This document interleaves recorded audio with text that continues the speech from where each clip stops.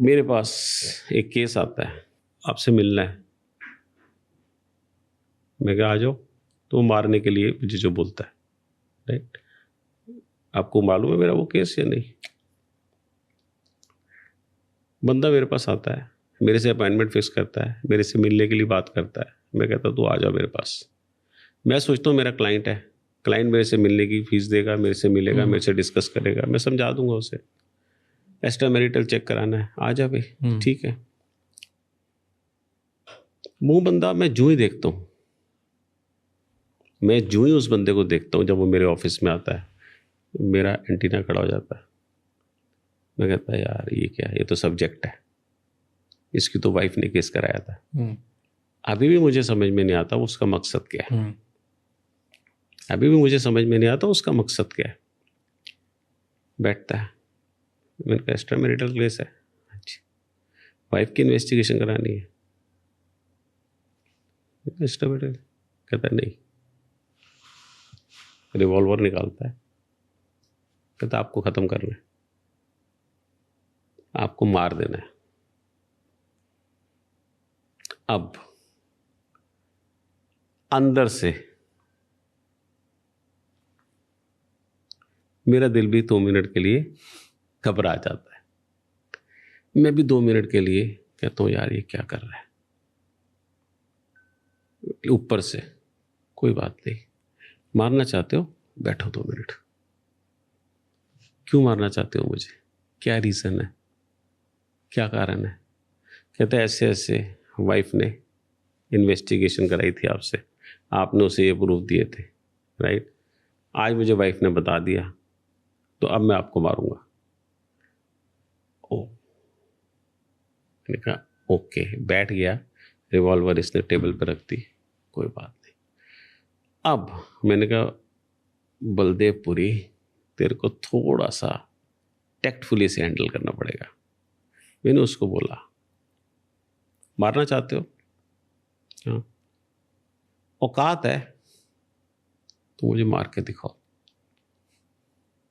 तुम्हारी अगर औकात है तो मुझे मार के दिखाओ। बंदा कंफ्यूज हो जाता है, वो 2 मिनट हिलता है। जो ही वो ब्लिंक करता है उसकी आइस 2 मिनट हिलती है। मैं कहता हूँ यार कुछ स्कोप बन गया, अब बात हो सकती है इससे।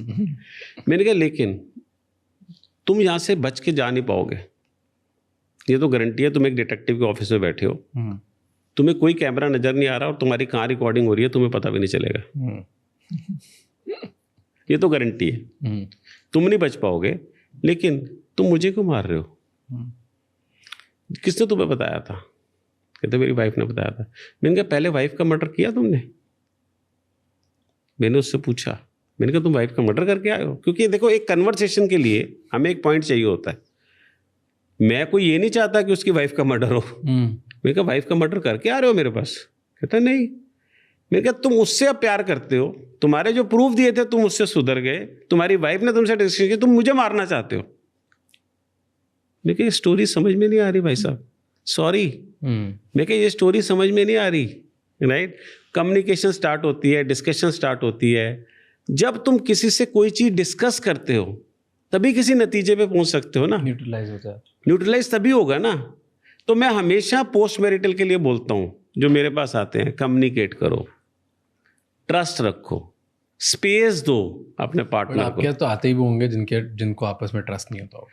ट्रस्ट नहीं होता, आते हैं। मैं उन्हें वही तो समझाता हूँ कि भैया तुम्हारी कम्युनिकेशन स्किल कितनी स्ट्रांग है, तुम पर्सनल स्पेस कितनी देते हो एक दूसरे के ऊपर, तुम्हारे रिलेशनशिप किस लेवल तक जा चुके हैं, तुम्हें कहाँ पर इश्यूज आ रहे हैं, कहाँ पर हमारी हेल्प चाहिए। ऐसे ही मत तो 65 से 70% पोस्ट मैट्रिमोनियल केसेस के अंदर जो चीटिंग के हमारे पास केसेस आ जाते हैं, ठीक है कि नहीं, वो अलग से लेवल के उभरते हैं। टोटल केसेस अगर मेरे पास, अगर सपोज 1 महीने के अंदर 20 केस आए, 30 केस आए, तो उसमें एक तो केस मैंने वो कर दिए जो झूठे हैं, वो 50% है, 60% है।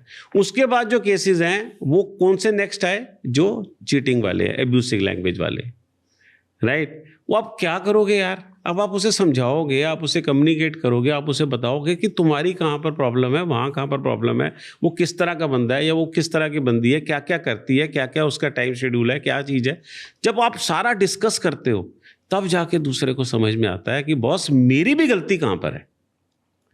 वो कहते हैं ना, एक आदमी कोशिश कर ले, ताली एक हाथ से नहीं बजती, उसको एक सपोर्ट चाहिए, वो लकड़ी हो या हाथ हो, आवाज़ सुनने के लिए दूसरे को।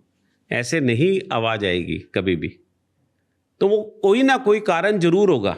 नहीं, ऐसे बहुत लोग ऐसे भी चीट कर लेते हैं। देखो मैं ये नहीं कह रहा, पार्टनर में कोई प्रॉब्लम नहीं होती तो भी कर लेते हैं, उसमें कोई प्रॉब्लम, वो आई डोंट थिंक कि पार्टनर की गलती होगी तभी कोई कर रहा है।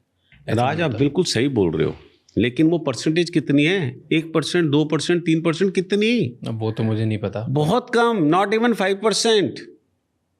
जिनको अपने चक्कर चलाने हैं, जिनको ये एडम जो करके बैठे हुए हैं कि मैंने तो इसके ऊपर रूल करना ही करना है,